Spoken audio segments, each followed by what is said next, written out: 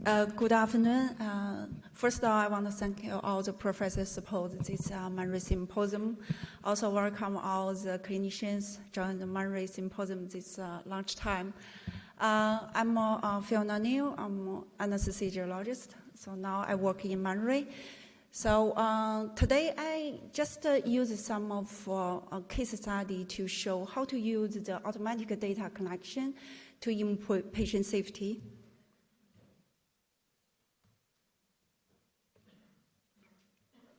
So first of all, I want a brief review all the patient safety and the physiological data. And the second, I will show some cases for the earlier warning to safety and emergency intervention. So first of all, when we want to talk about the patient safety, I know this is really, really huge topic. But when I look at all the parameters for the patients, I think even from like really long, 1993 until now, the patient safety is a big topic.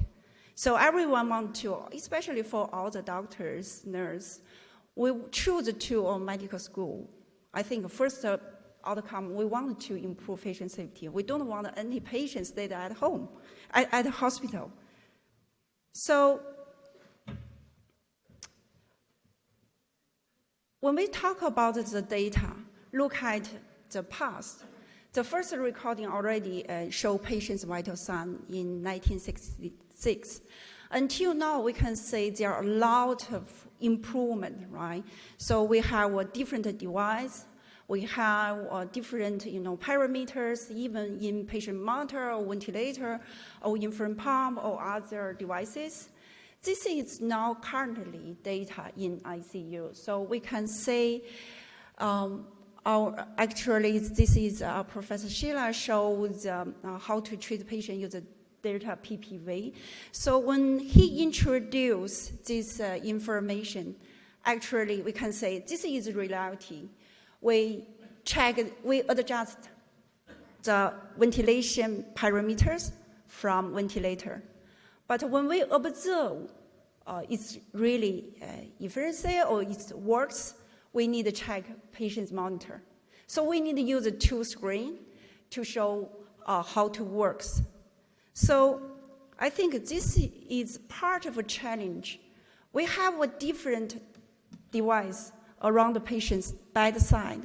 How to do that to more check all the data in one screen. So this is our goal. So we already improved this part. So now I would like to use some case study to show how to use the current data in ICU for the benefit. First, the data will be early warning in ICU. This is a female patient, 65 years old, past the surgery, and after intubation 1 day in ICU. So we will see what happened for this patient. So this is patient's data. So when we look at this central station patient monitor, we got alarm. We can say patient's heart rate, blood pressure, and the respiratory rate. So just less than 1 minute. So usually I'm not sure when doctors or nurses see this alarm, what will you do? Probably okay, just a really short time, maybe just ignore that. So, but when we think about this data, I'm not sure this is a study guideline show if we want to think about combine all the heart rate, blood pressure, respiratory rate, so maybe we should consider, is there a shock for the patient or not? But we cannot guarantee. So actually, their study already show we need to consider, combine all the data together, maybe patient will going to be shocked, right? And then we look at another shot indexed. So already show this information. We can say it's a trauma patient. When they went to emergency department, they saw if the shock index actually will relate to modality and how long they will stay in ICU, also ventilation time and subsize too. So it's really, really true. And then when I say this is show another study, if we want to integrate respiratory rate, this is adjust for the shock prediction, it's more active. And so if we think the shock index and RASI works, so we look back this patient's information. I just want everyone remember shock index is usually like 1.25, and then our patient monitors alarm threshold will show like 1.2. RASI usually is like 3.1, but our patient monitor stat alarm threshold is like show 2.4. So when we look back at this case, this is the patient reality. After that, actually patient get the intubate again. So let's say this is intubate. The result is patient get intubate and do the blood test. Actually, the patient is cardiopulmonary blood infection. So if we think about these whole parameters, if can give you alarm, we won't say it's really show this is patient will go into shock, but we need to consider the alarm comes out, we need to think about. So another is another early warning case study is female, 41 years old, COVID patient. This is also after intubation 1 day. So this is ventilation information data. So after extubation, patient uses high flow, HFNC, and until we found around this time, it's around 3 p.m., we can say the RT adjust FiO2 twice. It doesn't work. Finally, around the couple minutes, the patient getting intubation again. So usually when we look at the ventilator, we don't use RX, right? So we just use our, quite like, depend on our experience to do that. But if we want to use if we can use the RX because we already use the HFNC, right? So you can see RX can give us more earlier to consider maybe it's a failure for the execution. We need to consider maybe we need intervention earlier. So this is another data.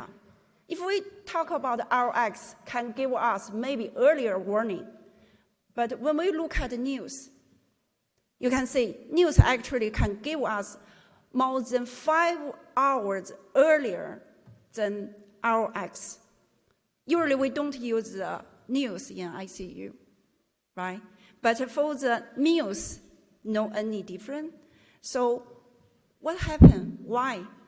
Because when we think about the news, usually for general ward or emergency department, more active, right? But the news, this is many elements to the news. So we can see different parameter change. But when we combine many parameters together, they can give us more earlier warning. So maybe we should consider if we really need to use news, give us early warning. So for the news, I want to talk about more information because this is more popular in emergency or general ward. So there are a lot of data show more active. This is show different for the news. to relate to ICU or modality or all the parameters. So it's more active for the news. But when we think about this is more multi-parameter combined together, so will give us more information.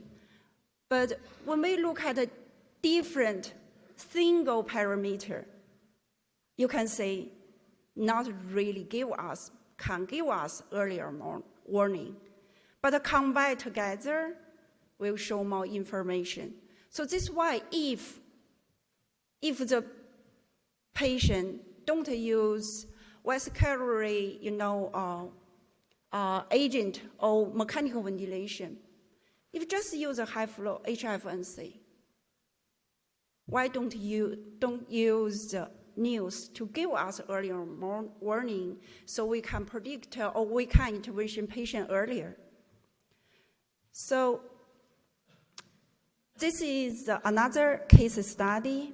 When we do the intervention, is it safe or emergency? This is a female patient, 55 years, 52 years, so we can say this is user ECMO. So if we're talking about daily work in ICU, so this is a really common procedure for the suction, right? Nurse usually you give the order, so nurse will follow the depends on patient, we do that. So when we do the suction, we will use the FiO2 to monitor how many times to do the suction for the patient in 24 hours. So we don't give nurse the exact number, just like the nurse know, okay, if a patient needs it, you see it, you do it. So when we do the suction, we need to monitor patient's blood pressure. You can see if we see this data, fine, more stable. So this is how we decided to do the suction, right? This is a ventilation warm foam. So if effect, the form changed, right? So, okay, so when we look at back the data, this is how many times to do the suction for the patient. And then we say, okay, we review the data. We can say, it's okay, patient's blood pressure is not like increase or decrease a lot. Maybe nothing happened. But when we review 24 hours, the patient actually was be suctioned like 17 times. So we review the blood pressure. You can see, actually, patient's blood pressure changed. So when we review this is I want to say this is another study show. When we do that, not really to patient's blood pressure, but this is a reality for the patient's data. We review, we do that, we can say actually they change the patient's blood pressure. So we should think about, do the patient really need 17 times suction? So I think we use the data can consider. This is the last of case for the intervention is effective for female old patient, so with sepsis. This is, we can say the patient do the lung recruitment. So usually we do the lung recruitment. Also, we monitor patients' vital sign from patient monitor. So we can use the central station to review and to say, okay, is the lung recruitment is effective. So when we look at this data, so this is patient's integrate ventilator and the patient monitors the vital sign together. So I want to show this. This is the patient's compliance we can say decreased, right? So maybe we think, okay, so maybe it doesn't work. But when we look at the patient's, this is leak from a ventilator. Actually, when we do the recruitment, the leak increases. So when we combine all the information together, we should consider it's not about works or not, it's leak more volume. So this is why we need, when we do the mechanical ventilation, we also need a patient monitor, need to observe blood pressure. I think this is more important. When we combine it together, you need to see what really happened. So not only depend on 1 or 2 parameters to make a decision. So this is why we think if we can integrate all the data together, so you have a full picture about the patient, so you can make a decision what's bad for the patient when we do any procedure. So this is the last slide I wanted to summarize about this lecture. So we want to improve patient safety. Data definitely is really important, but we don't want to increase all the clinicians' work. So we can use the automatic data, give us earlier warning to the clinicians, not only from 1 or 2 parameters, we need to combine all the together to give us the full picture. Another is, when we use the data, not only integrate all of them, we need to consider how to do more intervention, more safe and effective. This is what we really want to do. So thank you, everyone.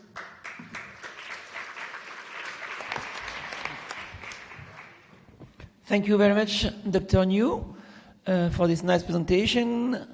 The presentation is open for question. Any question, any comment? Yes, please. Could you come to the microphone, please? Pedro Castro from Barcelona. I would like to ask you about how do you inform the system that an intervention is done? You have explained to us that when you aspirate the patient, you tell the system that the VO2 increases, and this is an aspiration. But for instance, for interventions like the genie of the patient, or if there is a relative, or there is an X-ray, and there are some changes in the vital signs, how do you inform the system for these events? Thank you for your question. I think this is a really good question. So usually, when we wanted to do that, because now actually Mindray, our patient monitor, is not only patient monitor, it's a platform, can integrate all the device by patient bedside. So first of all, this is our platform, can do that. The second is when we review the patient all the information, we use the central station. So because we can transfer all this data to the central station. So we don't actually, when I show this all the slides, usually we don't can put all of like ROX or SI index together. But we give doctors some of earlier alarm, so you need to analyze. We don't want to make a decision. So first of all, the second is we find some interesting case, and then we review patient's data. So we use the data, draw the all the waveform. So we analyze. I want to say every patient needed to do that. But for some of case, maybe we need to consider if failure, we need to consider, okay, what happened? We want to know, and then we can improve. So this is why we combine this, like news, we will put our patient monitor, even in ICU. If patient don't use like a vascular active agent or mechanical ventilation, you can set up. But we have a different option to the clinicians. I know this is a different scenario in different countries, so we cannot just align 1 or 2. Thank you.